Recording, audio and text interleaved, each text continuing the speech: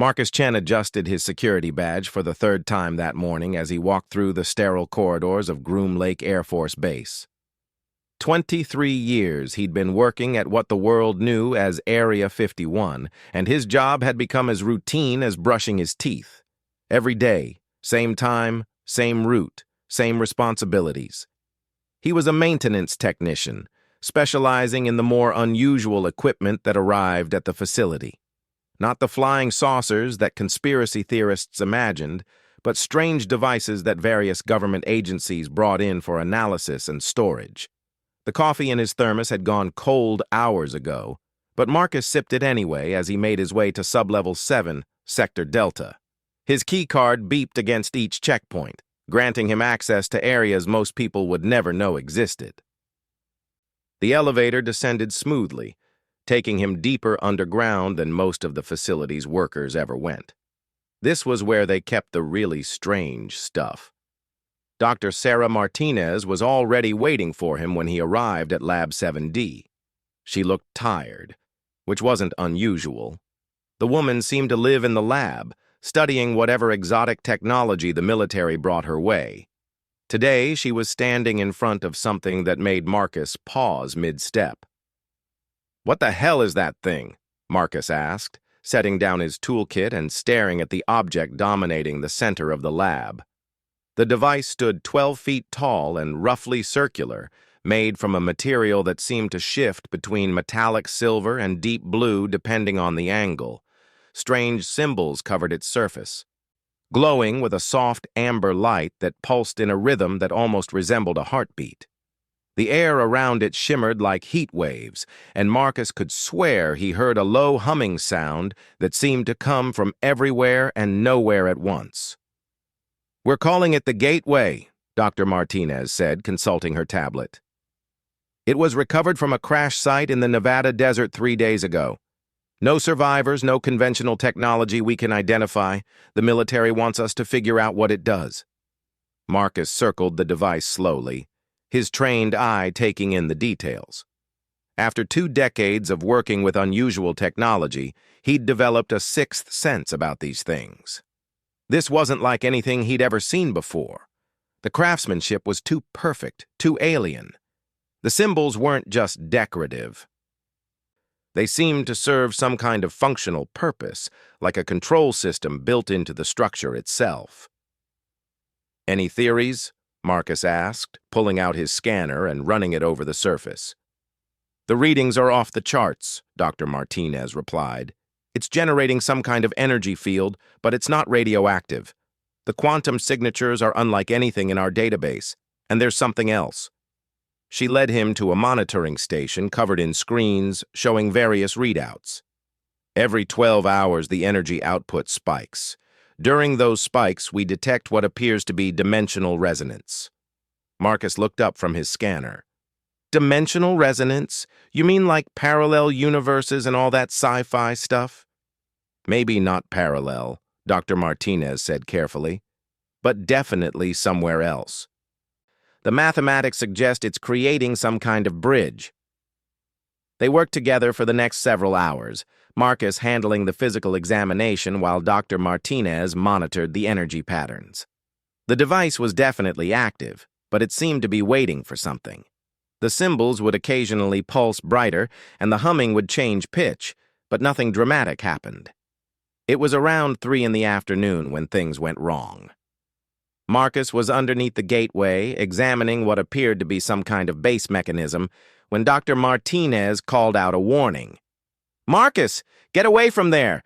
The energy levels are spiking!" But her warning came too late. The symbols along the rim of the gateway suddenly blazed with brilliant white light, and the humming became a deep, thrumming vibration that Marcus felt in his bones. The air inside the circular frame began to shimmer more violently, and then it simply disappeared, revealing something impossible. Instead of the far wall of the lab, Marcus found himself looking through what could only be described as a window into another world. Rolling hills of purple grass stretched to a horizon dominated by twin suns, one golden and one pale blue. Strange crystalline structures dotted the landscape, and in the distance, he could see what looked like floating islands suspended in the alien sky. "My God," Dr. Martinez whispered, her voice barely audible over the increasing hum of the gateway. Marcus tried to back away from the device, but something went wrong with the gravitational field around it. The floor seemed to tilt, and he found himself sliding toward the portal despite his best efforts to find something to grab onto. His tools scattered across the laboratory floor as he struggled against the invisible force pulling him toward the opening. "Sarah, help!" he shouted, but Dr. Martinez was already running toward the emergency controls. Too late. The pull became irresistible, and Marcus felt himself yanked forward into the shimmering portal. The last thing he heard was Dr. Martinez screaming his name, and then the world dissolved into a kaleidoscope of colors and sensations that his mind couldn't process. When consciousness returned, Marcus found himself lying face down in what felt like grass, though it was unlike any grass he'd ever encountered. The blades were thick and rubbery, with a distinctly purple color that reminded him of eggplant. He pushed himself up slowly, his head spinning from whatever had just happened to him. The air tasted different, cleaner somehow, with an almost metallic tang that wasn't unpleasant but was definitely not terrestrial. The gravity felt slightly lighter than Earth's, making his movements feel oddly bouncy. And the light was all wrong, casting everything in hues that his eyes had never been designed to process. Marcus looked around, trying to get his bearings. The gateway was nowhere to be seen. Instead, he found himself in the middle of a vast plain covered in the purple grass, with those strange crystalline structures rising from the landscape like alien monuments. The twin suns hung overhead, one noticeably larger and more golden than Earth's sun, the other smaller and casting a pale blue light that created strange double shadows. In the distance, he could see movement. At first, he thought it might be animals, but as his eyes adjusted to the alien light, he realized he was looking at beings that were definitely intelligent. They moved with purpose, working around what appeared to be some kind of settlement built into and around the crystalline formations. Marcus checked his pockets and was relieved to find that most of his tools had made the trip with him. His scanner was still functional, though the readings it displayed made no sense in this environment. His emergency radio crackled with static, but he wasn't surprised when he failed to raise anyone back at the base. The beings in the distance hadn't noticed him yet, but Marcus knew that wouldn't last long. He needed to make a decision about whether to approach them or try to find some kind of shelter. The latter seemed pointless, since he had no idea how long he might be stuck here, or even if there was a way back. The former was terrifying, but probably his only real option. As he started walking toward the settlement, Marcus tried to process what had happened to him. Somehow, the gateway had transported him to what was clearly another planet, possibly in another dimension entirely. Dr. Martinez would be working frantically to figure out how to bring him back, but he had no way of knowing how long that might take, or even if it was possible. The ground beneath his feet was firm but slightly spongy, like walking on a thick carpet. The purple grass seemed to part slightly as he walked, as if it was aware of his presence. More unsettling were the sounds, a constant background chorus of alien noises that his brain couldn't categorize. Not threatening exactly, but definitely not anything that had ever evolved on Earth. As he got closer to the settlement, Marcus could see that the beings working there were definitely not human. They stood roughly 7 feet tall and had a distinctly insectoid appearance, with 4 arms and what looked like chitinous armor covering their bodies. Their heads were elongated and featured compound eyes that reflected the light from the twin suns. Despite their alien appearance, their movements suggested intelligence and purpose. They had noticed him now. Several of the beings had stopped their work and were pointing in his direction, making sounds that might have been communication. Marcus raised his hands in what he hoped was a universal gesture of peaceful intent, and continued walking slowly toward them. When he was about 50 yards away, one of the beings approached him. It moved with a strange, flowing gait that was both graceful and unsettling. Marcus stopped and waited, his heart pounding as the creature came close enough that he could see the details of its alien features. The being stopped about 10 feet away and made a series of sounds that were clearly some kind of language, though nothing like any Earth language Marcus had ever heard. When he didn't respond, it tried again, this time with different sounds and gestures. Marcus pointed to himself and said clearly, "Marcus, my name is Marcus." The being tilted its elongated head, studying him with its compound eyes. Then it pointed to itself and made a sound that reminded Marcus of wind chimes in a gentle breeze. "Okay," Marcus said. "I'm going to call you Chime unless you can teach me to pronounce that properly." More beings were approaching now, and Marcus could sense their curiosity rather than hostility. They seemed as puzzled by his appearance as he was by theirs. One of them produced a device that looked like a cross between a tablet and a piece of jewelry, covered in symbols that shifted and changed as he watched. Chime held the device toward Marcus and spoke into it. The symbols on its surface rearranged themselves, and then, to Marcus's amazement, words appeared in English. "How are you understanding our language?" the device translated. Marcus stared at the device in wonder. "You have universal translators?" The symbols shifted again. "Translation matrix active. You are not of our world. How did you arrive here?" "Portal," Marcus said, not sure how to explain the situation. "Accident. I was working and there was this device, and it pulled me through." The beings exchanged what might have been conversation, their wind chime language creating an oddly musical background to the tension Marcus was feeling.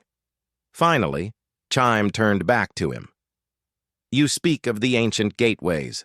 They have been dormant for countless cycles. If one has become active, this is significant." "Ancient gateways?" Marcus asked. "There are more than one?" "Many were built by the predecessors before they vanished. Most have been inactive for so long that we had begun to think them merely decorative monuments. Your arrival suggests otherwise." Marcus looked around at the crystalline structures with new understanding. "Are those gateways?" "Some. Others serve different purposes. The predecessors left many mysteries." Chime gestured toward the settlement. "You will need sustenance and shelter, while we determine what your arrival means. Come." As they walked toward the settlement, Marcus marveled at the technology around him. The crystalline structures weren't just buildings, they were living technology that seemed to respond to the presence of their inhabitants. Surfaces would glow softly as the insectoid beings approached, and openings would appear where none had been visible before. "I'm going to need to find a way back to my world," Marcus said as they walked. "My people will be worried about me." "That may be possible," Chime replied through the translator. "But first, you must understand where you are and why the gateways have become active again. Your arrival may herald events that will affect all the worlds connected to the network." "Network?" "The system the predecessors built to link the worlds they seeded with life. If the gateways are awakening, it means the network is preparing for something. And given the timing of your arrival, that something likely involves your species." Marcus felt a chill that had nothing to do with the alien environment. "What kind of something?" But before Chime could answer, alarms began sounding throughout the settlement. The crystalline structures began pulsing with urgent red light, and all around them, the insectoid beings were dropping their activities and moving with obvious urgency. Chime's translator crackled with static before managing to produce words. "Scanning. Multiple gateway activations detected. Large numbers. This is not random reactivation." In the distance, Marcus could see pillars of light erupting from various points across the landscape as more gateways came online. Whatever was happening, his accidental arrival had apparently been just the beginning. The beings around him were moving faster now, and Marcus could sense their fear despite their alien nature. Chime grabbed his arm with one of its 4 hands, the grip surprisingly gentle despite the creature's size. "You must come with us to the Central Authority," the translator said. "If your world has accidentally triggered a network activation, we need to understand why and prepare for what comes next." As they hurried through the settlement toward one of the larger crystalline structures, Marcus couldn't shake the feeling that his routine day at Area 51 had just become the catalyst for something much bigger than anyone could have anticipated. The question now was whether humanity was ready for whatever that something turned out to be. The Central Authority turned out to be a massive crystalline spire that rose nearly 1,000 feet into the alien sky, its surface alive with flowing patterns of light that reminded Marcus of neural networks. As they approached, he could see other beings converging on the structure from all directions, some flying on what appeared to be organic aircraft, others emerging from underground passages. Inside, the spire was even more impressive. The walls were transparent crystal that displayed constantly shifting information in languages and symbols Marcus couldn't begin to understand. Platforms moved through the open space without any visible support, carrying beings to different levels of the structure. The whole place hummed with purposeful activity. Chime led him to one of the platforms, which responded to some unspoken command by rising smoothly toward the upper levels. As they ascended, Marcus could see through the crystal walls to the landscape beyond, where more gateway activations were lighting up the horizon like distant lightning. "How many worlds are in this network?" Marcus asked. "The records speak of thousands," Chime replied through the translator, "though many connections were lost over time as civilizations fell or chose to disconnect themselves. The active network currently includes perhaps 200 inhabited worlds. And they're all connected by these gateways?" "Yes. Though travel between them has been carefully regulated for millennia. The activation of multiple gateways simultaneously has not occurred since the time of the predecessors." The platform came to rest at what appeared to be the command center of the facility. The space was enormous, with dozens of the insectoid beings working at stations that combined crystal technology with what looked like living organisms. At the center of the room stood a being who was clearly different from the others. Where Chime and the others stood 7 feet tall with 4 arms, this individual was nearly 9 feet tall with 6 arms and more elaborate chitinous armor. Its compound eyes were larger and seemed to hold an intelligence that was almost unsettling in its intensity. When it spoke, the sounds were deeper, more complex than the wind chime language of the others. "This is the coordinator," Chime explained. "She oversees network operations for this sector." The coordinator approached Marcus with measured steps, studying him with obvious fascination. She produced her own translation device and spoke into it. "A being from a previously unknown world arrives precisely as the network experiences its greatest activation in recorded history," the device translated. "Coincidence seems unlikely. Tell me about your species and your world." Marcus took a deep breath, wondering how to explain humanity to an alien intelligence. "My species is called human. We evolved on a planet called Earth.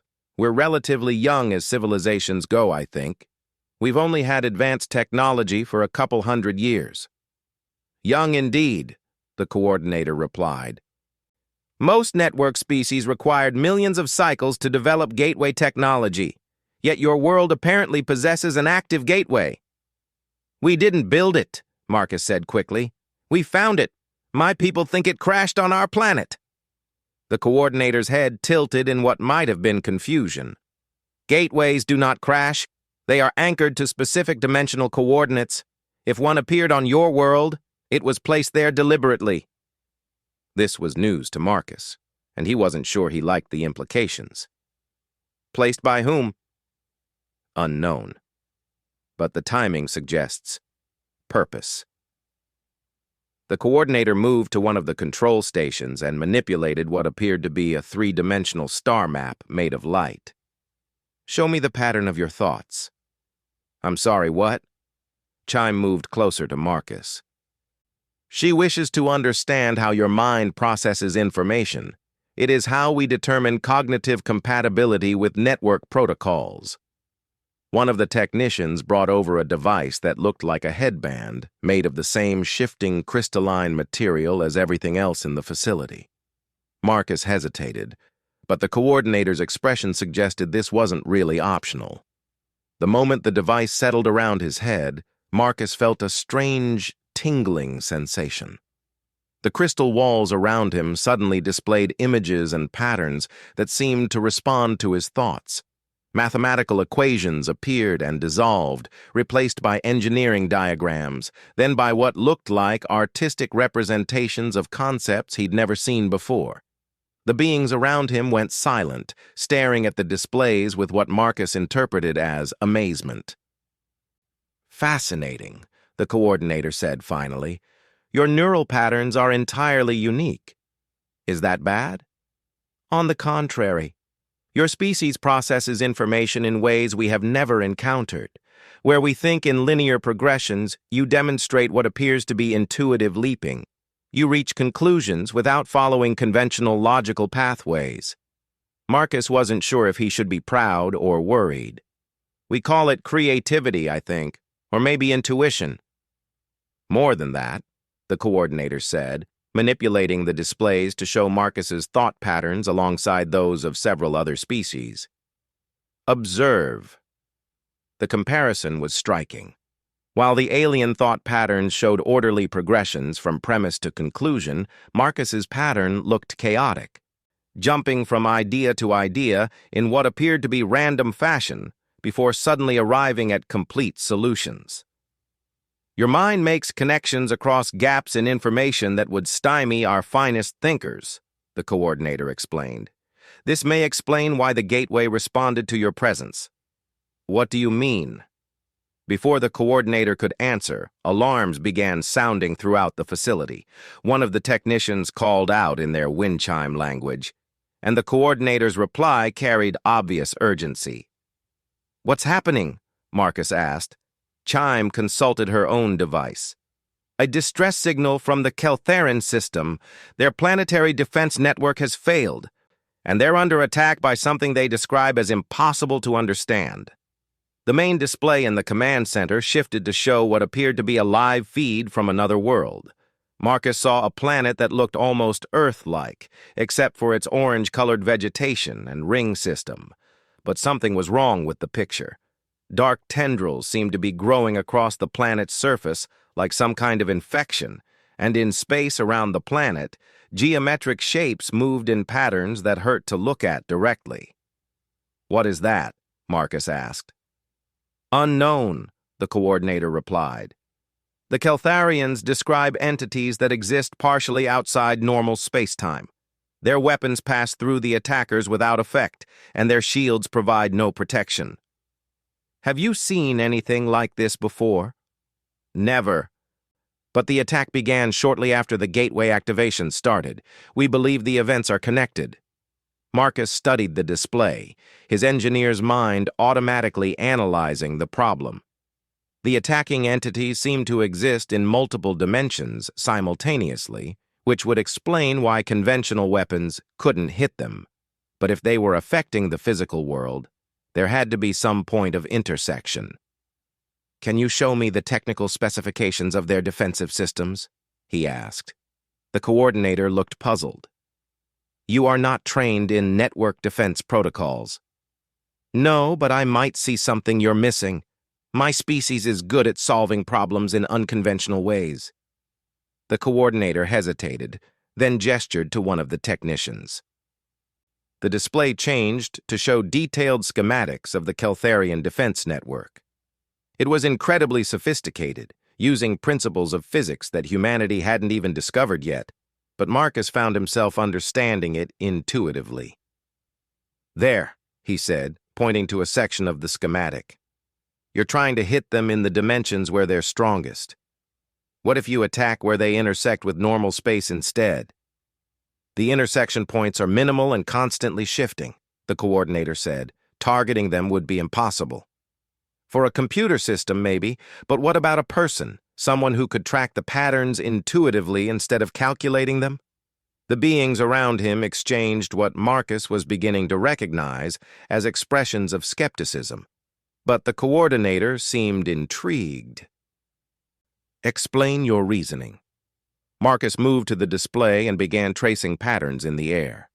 As he did, the crystal technology responded, creating visual representations of his ideas. Look at how they move, he said. It looks random, but there's a rhythm to it. Like music, but in multiple dimensions. If someone could feel the pattern instead of trying to calculate it, they could predict where the intersection points will be. Feel the pattern? It's hard to explain. Humans are really good at pattern recognition, especially when the patterns are too complex for logical analysis. We use intuition and instinct. The coordinator was quiet for a long moment, studying the displays Marcus had created. Finally, she spoke to one of the technicians, who began working frantically at their station. "We are implementing your suggestion," the coordinator told Marcus. "If you are correct, it may save an entire civilization." On the main display, they watched as the Keltharian defense network reconfigured itself. Instead of trying to hit the dimensional entities directly, the weapons began targeting points in space that appeared empty. At first, nothing seemed to happen. Then, one of the geometric attackers suddenly flashed with brilliant light and vanished. The command center erupted in what Marcus assumed was celebration. The wind chime language became a triumphant chorus as more of the attacking entities were destroyed by the modified defense system. But the victory was short-lived. The remaining attackers changed their patterns, becoming more erratic and harder to track. The defense system began missing more often. "They're learning from our tactics," the coordinator observed. "Your solution worked, but they're adapting." Marcus watched the display, frustration growing as he saw the attackers overwhelming the defenses again. "Can you patch me into their targeting system?" "What?" "If these things respond to pattern recognition instead of calculation, maybe a human mind can track them better than any computer system." The coordinator stared at him. "You wish to personally control weapons you have never seen, to fight entities you do not understand in defense of a world you have never visited?" "When you put it like that, it does sound pretty crazy," Marcus admitted. "But people are dying down there, and I might be able to help." After a moment that felt like hours, the coordinator nodded to her technicians. "Establish a neural link to the Keltharian defense grid." More crystalline devices appeared, these ones more complex than the simple headband Marcus had worn earlier.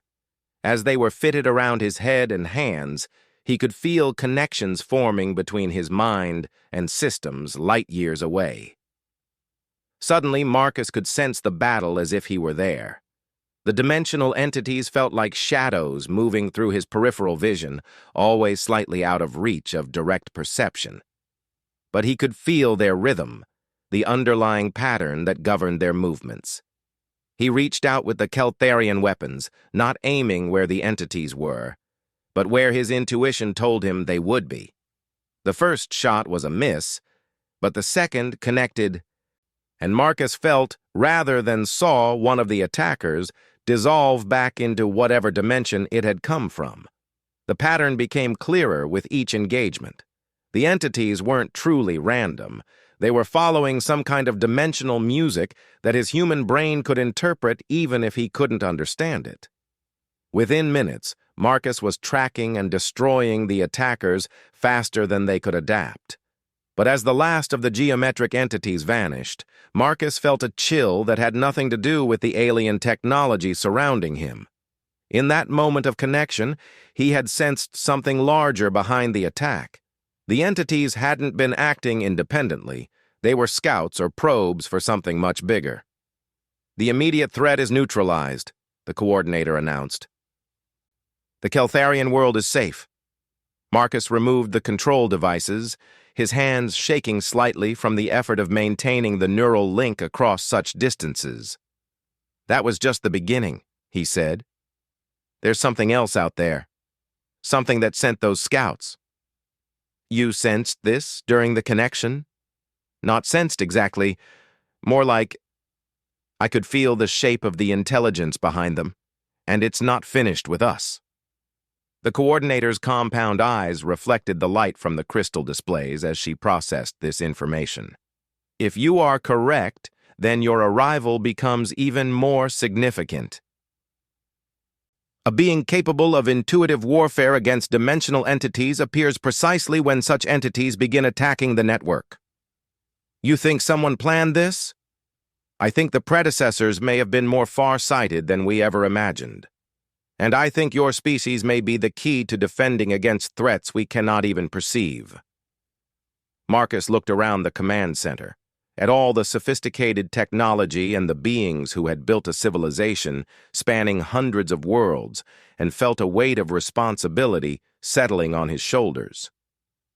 What happens now? Now we prepare, the coordinator said. Because if your instincts are correct, what we just experienced was merely a test of our defenses. The real attack is still coming. As if summoned by her words, new alarms began sounding throughout the facility. The displays lit up with reports of gateway activations across the network, but these were different from the earlier ones. These activations were showing readings that made no sense, as if the gateways themselves were being corrupted or transformed by some external force.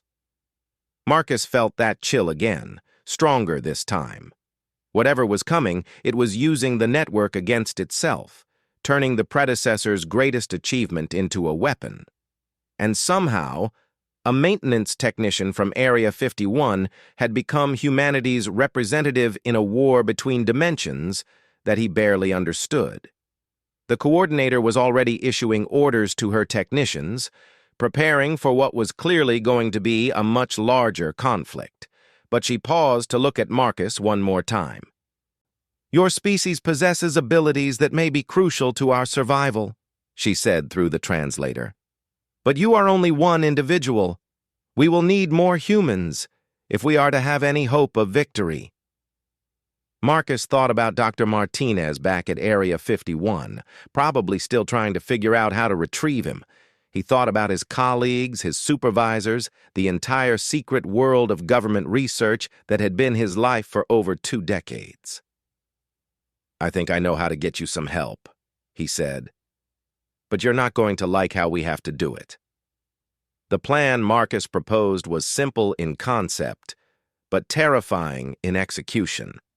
Using the same neural interface technology that had allowed him to control the Keltharian defenses, they would attempt to establish a communication link back to Earth through the dormant gateway in the Area 51 laboratory.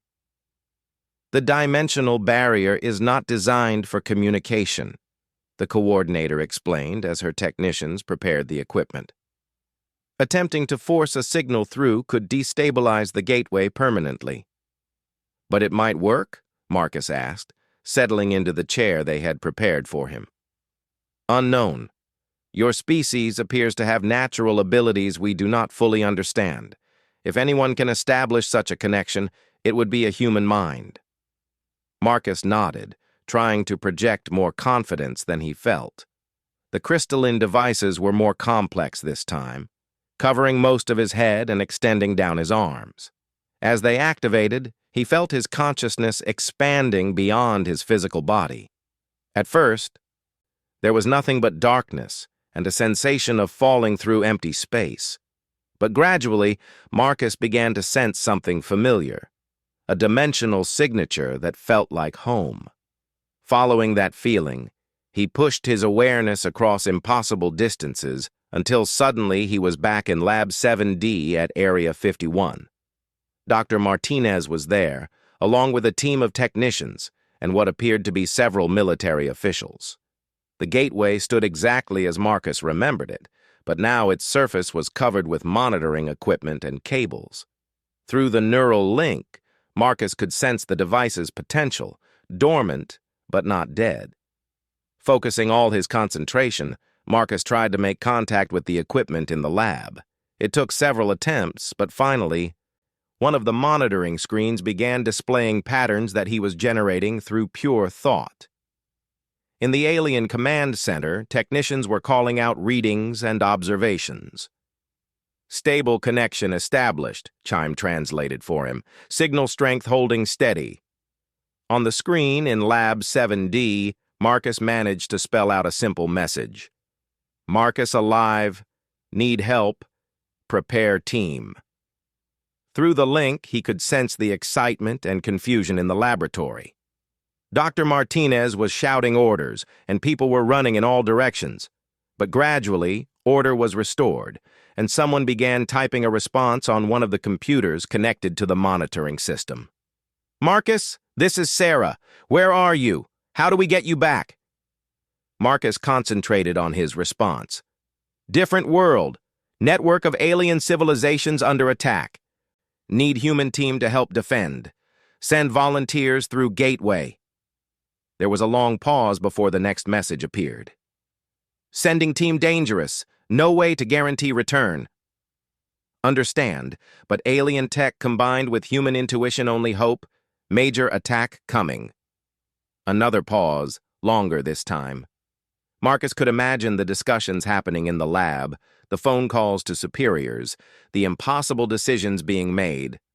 Finally, a new message appeared. "Assembling volunteer team, mixed specialties. How do we activate gateway?"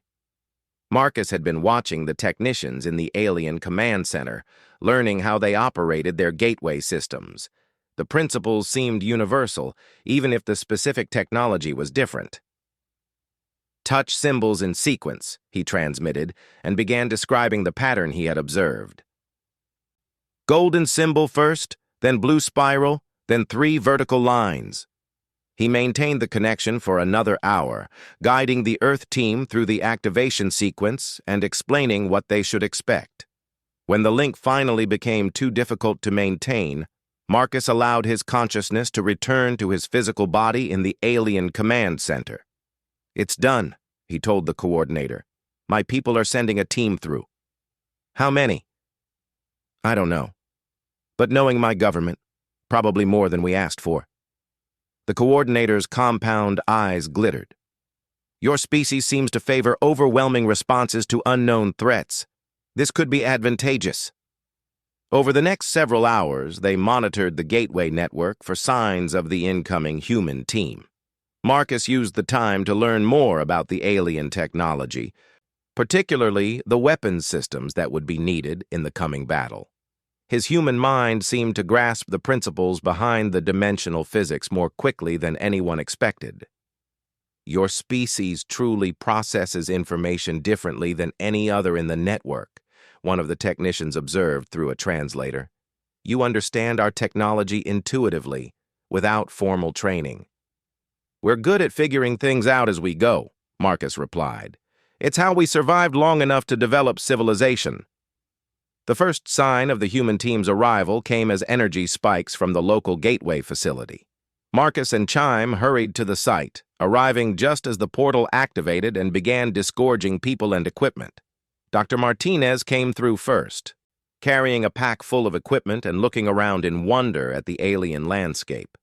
Behind her came a steady stream of people, military personnel, scientists, engineers, and specialists from various government agencies. Marcus counted at least 50 people before the flow stopped.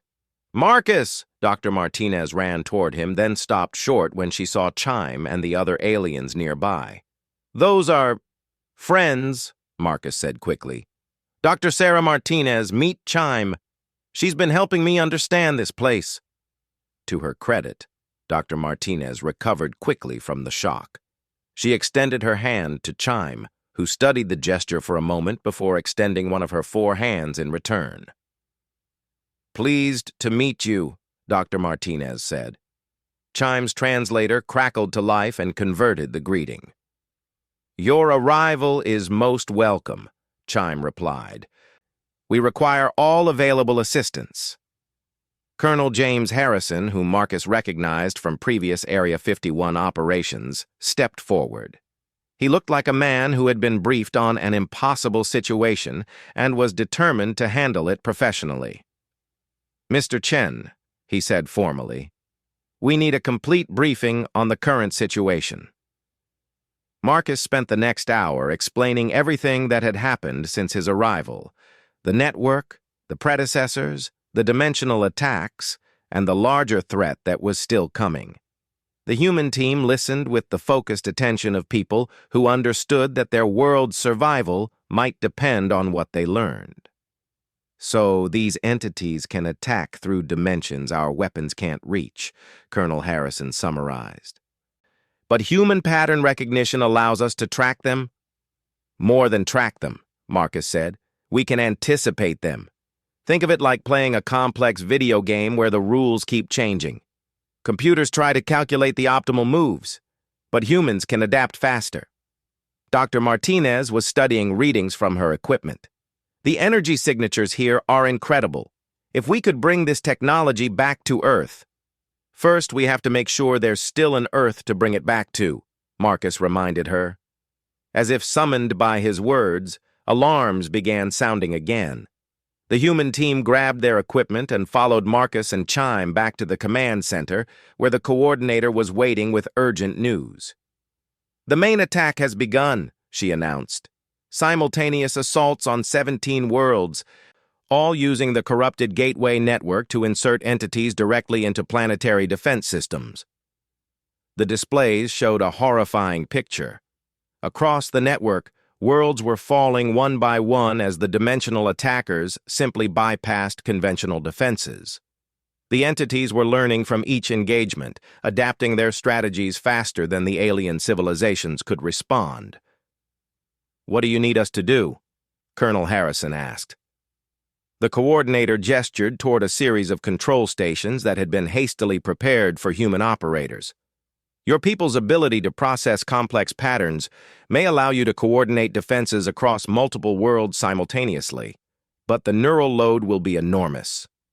Dr. Martinez was already examining the interface equipment. "How enormous?" "Unknown. No species in the network has ever attempted such a feat." Marcus looked at the human team, seeing determination in their faces despite the obvious danger. "We'll need to work in shifts," he said. "Nobody tries to maintain a link for more than 30 minutes at a time." "Agreed," Colonel Harrison said. "Dr. Martinez, I want you monitoring the neural interfaces. If anyone shows signs of distress, pull them out immediately." The next several hours became a blur of desperate activity. Human operators took turns linking into the defense networks of worlds under attack, using their intuitive pattern recognition to track and eliminate dimensional entities that alien computers couldn't even detect. Marcus found himself cycling between different battles, his consciousness jumping from world to world as the attacks intensified. On a planet covered in crystal forests, he guided energy weapons against geometric shapes that twisted through space-time like living fractals.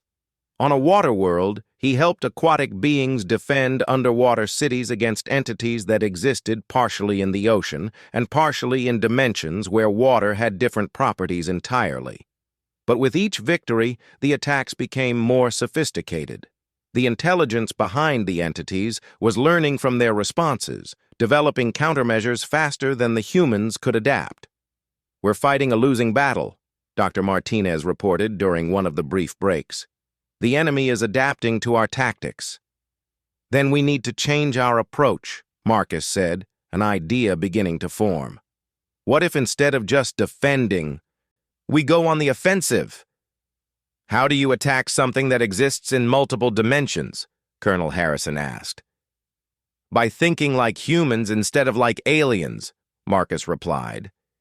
He moved to the main display and began sketching his idea. "Every time we've fought these things, we've been reactive. They attack, we defend. But what if we could track them back to their source?" The coordinator studied Marcus's diagrams with interest. "You propose following the dimensional entities through the network to their origin point?" "Exactly. If we can find where they're coming from, maybe we can shut them down at the source. The risk would be enormous, Chime warned. A human consciousness traveling through hostile dimensional space could be destroyed or lost forever. But it might work, Dr. Martinez said, understanding the plan. If we could establish a link to the source of the attacks. Marcus was already moving toward the neural interface chair. I'll do it. I've had the most experience with the alien systems. No, Colonel Harrison said firmly. This is a volunteer mission. I won't order anyone to take that kind of risk. You're not ordering me, Marcus replied. I'm volunteering.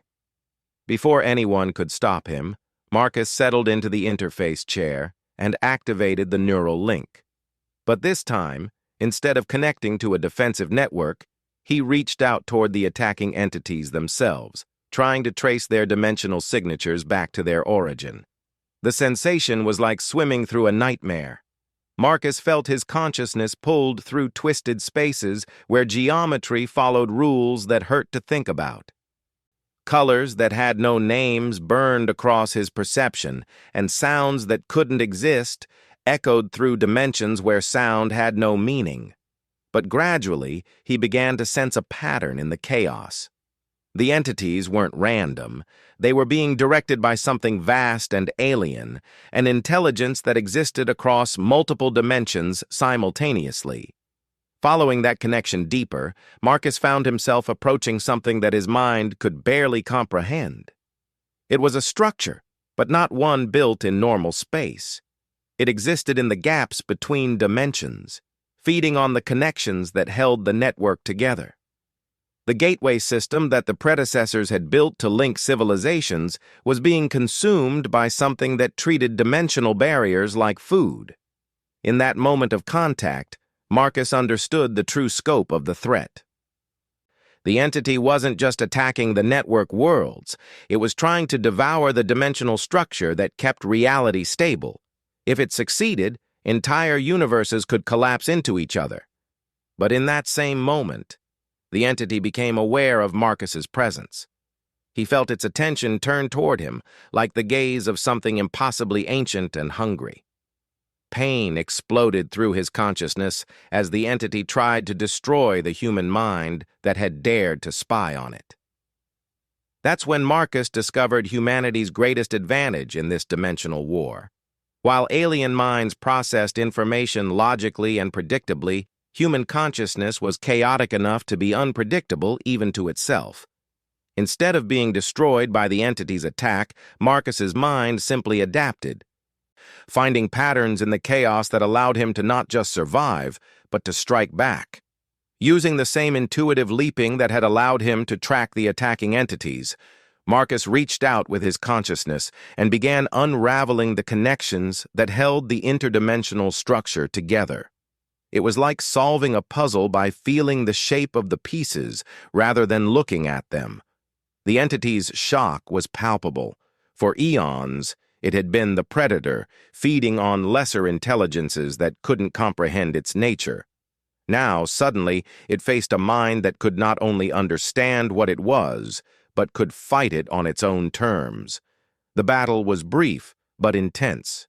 Marcus felt pieces of his consciousness being torn away, but each time he lost something, he gained new understanding of the entity's weaknesses.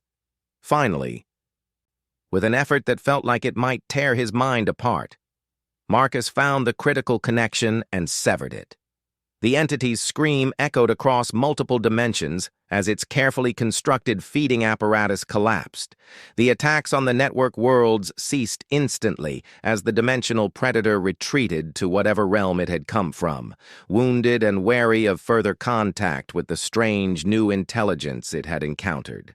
Marcus felt his consciousness snap back to his body in the alien command center. He opened his eyes to find Dr. Martinez and the medical team working frantically to stabilize his vital signs. "Did it work?" he managed to ask. The coordinator's voice was filled with something that might have been awe. "The attacks have ceased across all network worlds. The entity has withdrawn. Is it gone permanently?" "Unknown. but your actions have bought us time to prepare better defenses. Colonel Harrison helped Marcus sit up. What did you see out there? Marcus described the interdimensional entity and the structure it had built to feed on the network. As he spoke, he could see the alien beings around him processing the implications. Your species has proven itself capable of fighting threats that we cannot even perceive, the coordinator said finally. The Network Council will want to offer your world full membership in our alliance. That's assuming Earth wants to join, Marcus replied. Dr. Martinez smiled. After what we've seen here, I think that's a safe assumption. Over the next few days, as the immediate crisis passed, Marcus found himself serving as an unofficial ambassador between humanity and the network. The alien civilizations were fascinated by human cognitive abilities and eager to establish formal relations. But perhaps more importantly, the human team had proven that Earth's chaotic, intuitive approach to problem-solving could complement the more logical methods of the other network species. Plans were already being made for joint research projects and defensive alliances. As Marcus stood in the crystalline command center, looking out at the alien landscape that had become strangely familiar, he reflected on how much his life had changed. A week ago, he had been a maintenance technician going through the motions of a routine job. Now he was part of a galactic community, representing his entire species in negotiations that would shape humanity's future. Dr. Martinez joined him at the observation window. Thinking about going back? Eventually, Marcus said. But there's a lot of work to be done here first. Someone needs to help set up the formal diplomatic channels, and I seem to have become the expert on human-alien relations. The Area 51 brass is going to want a full report. Marcus chuckled. I think we're going to need a much bigger classification level. In the distance, one of the ancient gateways was activating, its surface shimmering with the now familiar light of interdimensional travel. But this time, Marcus felt no fear at the sight. The gateway was no longer a mysterious threat or an accidental trap. It was a doorway to the stars, and humanity had finally learned how to walk through it. The routine maintenance technician who had stumbled through an alien portal had become the bridge between two civilizations, proving that sometimes the most extraordinary adventures begin with the most ordinary people. And as more gateways across the network began opening to welcome Earth into the galactic community, Marcus realized that his real work was just beginning. Humanity had found its place among the stars, not through conquest or superior technology, but through the simple ability to see patterns where others saw chaos and to find hope where others saw only problems to be solved. It was, Marcus thought, a very human way to save the universe,